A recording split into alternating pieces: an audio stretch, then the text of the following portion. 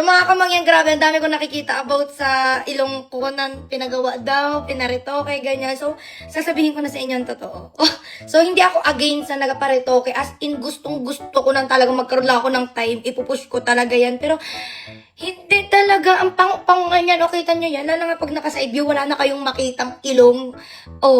Wala talaga siya, guys. Pero, merong sekreto para magmukhang pinagawa yan. Alam nyo, bago ang wedding, pumunta ako ng Icon Clinic and pina-alar tox ko yan para hindi siya malaki tingnan, para magmukha siyang maliit, mag-chill-chill, and pag tumawa ka, hindi sobrang busngad na busngad.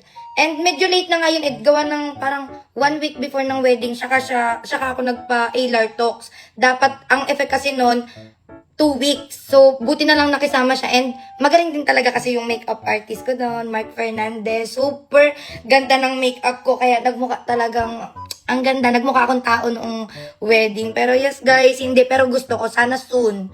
So, mag-comment kayo. Ano ba? Ipupush ko ba? Kasi gusto ko rin talaga siya.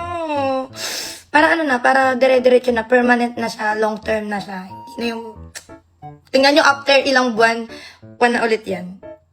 Maliit na ulit yun. Pero ayan o. Tingnan nyo. Sobrang tangungan yan eh. Ano?